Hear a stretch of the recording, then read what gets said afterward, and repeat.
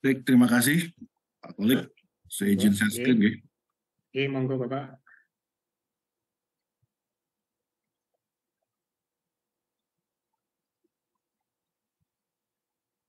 Apakah sudah terlihat, nggih, Pak?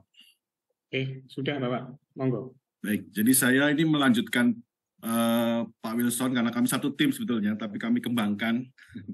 Kami kembangkan untuk diajukan di program MF tahun lalu. Jadi kebetulan saya ketuanya, lalu kami kembangkan lebih luas lagi, sehingga ini bisa kami sharingkan pengalaman kami di tahun lalu. Jadi dengan judul Gamification in STEM Education, Transforming Learning and Empowering Students in the Era of Industri 4.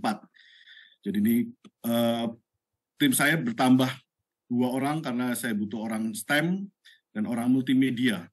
Maka ada Pak Romanus dari Unsud, lalu Pak David dari Stikom, Bu Bergita Dwini dari UKWMS, saya dan Pak Wilson dari Jogja ya. Pak Wilson dari UKDW. Jadi yang pertama, kami bukan orang fisika, Pak, tapi kami orang informatika.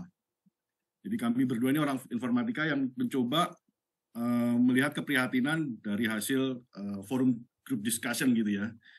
Maka kami memilih mata pelajaran IPA yang tadi sharing dari Prof. Parmin itu sangat setuju saya karena itu yang kami alami di lapangan di sekolah-sekolah di Purwokerto. Bahwa pelajaran IPA atau STEM itu perlu diperkenalkan sejak sekolah tingkat dasar. Itu ide dasarnya.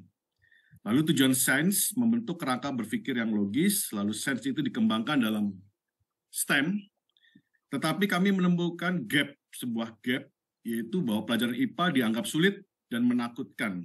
Itu terlihat dari sharing rumus dan hitung-hitungan. Maka kami sebagai orang informatika mencoba memberikan sebuah tawaran pendidikan 4.0 itu perlu didukung dengan teknologi, dengan gamifikasi.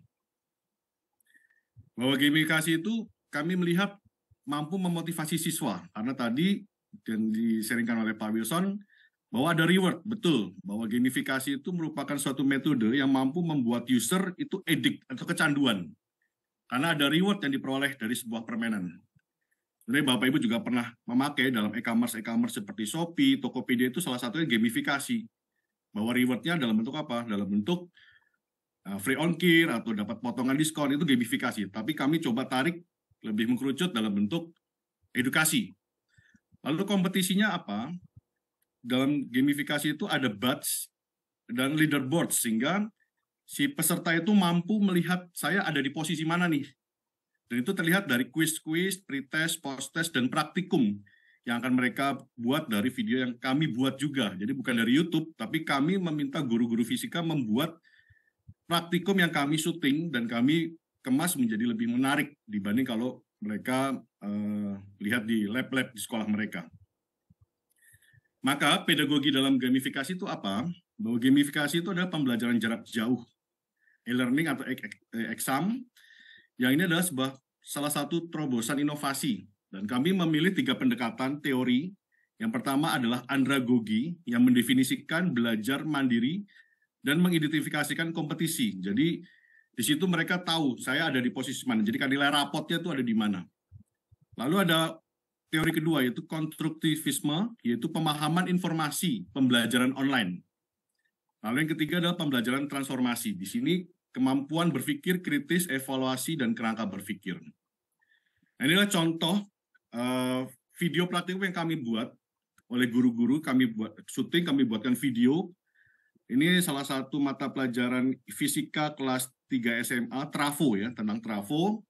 Lalu kami syuting biar lebih menarik sehingga siswa bisa mengulang-ulang di rumah. Karena tadi saya juga sharingkan bahwa di sekolah tuh katanya jam praktikum itu sudah sedikit porsinya, maka kita tanam video itu di dalam gamifikasinya sehingga mereka bisa belajar di rumah dan bisa diulang-ulang. Mungkin kalau di lab mungkin mereka agak malu atau takut. Maka pendekatan tadi ada 3 poin. Yang pertama, pembelajaran simulasi. Bahwa dengan simulasi STEM, kami mencoba mengundang pakar STEM untuk membuat praktikum itu dengan pendekatan STEM. Sehingga itu menjadi lebih menarik, siswa kritis, dan mudah dipahami tentang ilmu IPA itu.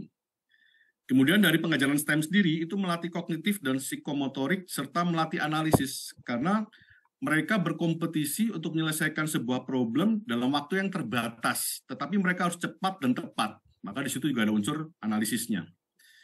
Kemudian karena ini adalah kompetisi dan ada reward, maka bermain sambil belajar itu membuat siswa itu antusias, bermotivasi dan untuk inovasi. Maka ini flowchart-nya bahwa dalam pengembangan sistemnya kami mencoba memberikan level-level soal-soal yang bobotnya berbeda-beda. Jadi ada C1 sampai C5 sehingga nanti bobotnya itu akan diakumulasi dan hasil akhirnya akan ketahuan saya mendapatkan poin berapa. Jadi ini karena game bukan lagi nilai seperti hitung-hitungan nilai 80 atau seperti itu, tapi akumulasi poin tertinggi yang akan dicari untuk mendapatkan reward-nya.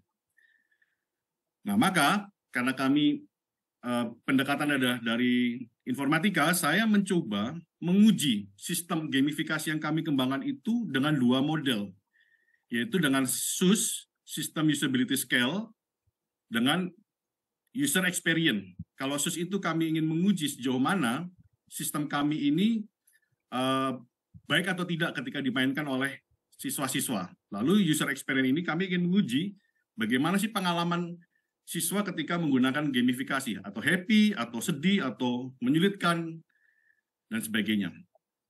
Nah, maka hasil yang kami rekap, ini adalah salah satu kuesioner 10 pertanyaan, dan ada skalanya, dari 74 siswa yang kami minta kuesionernya, sistem kami mendapat poin good, atau 70,33%.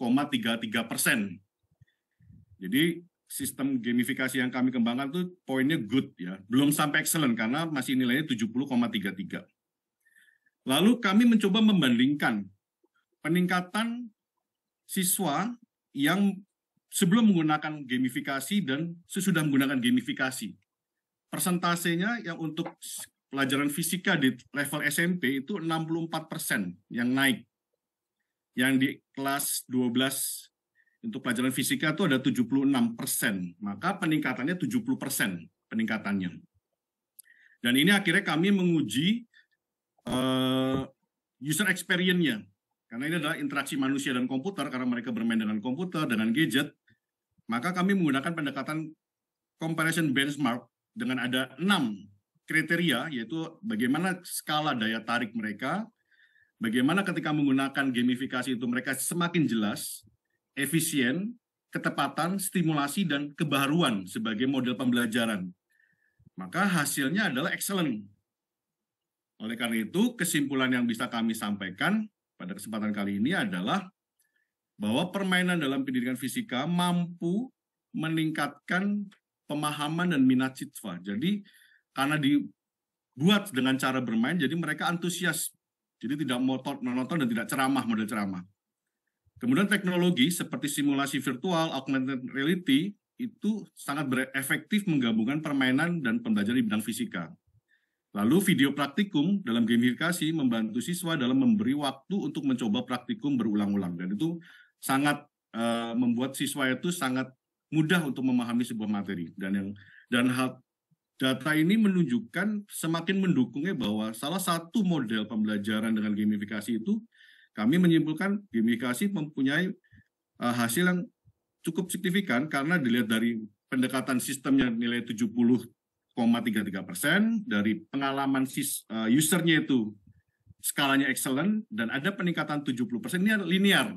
Jadi ini yang kami dapatkan dari sistemnya bagus, pengalamannya excellent, lalu ada peningkatan rata-rata 70%. Jadi memang akhirnya kami menyimpulkan dengan cara gamifikasi ini ternyata membantu siswa dalam memahami sebuah ilmu IPA, fisika, dengan pendekatan STEM.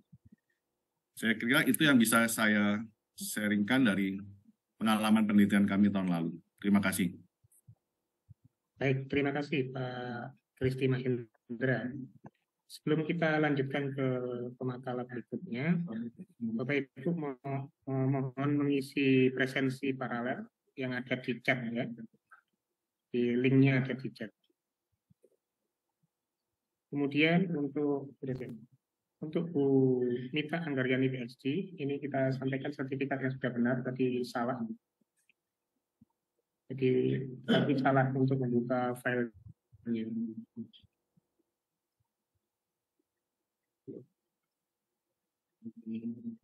Ini Bu Mita Anggaryani, semoga masih ada di room. Jadi sudah kita tadi ya, salah untuk menampilkan filenya. Terima kasih. Baik, kita lanjutkan untuk pemakalah berikutnya. Ini di ID abstraknya 434, Ibu LS Azmi dari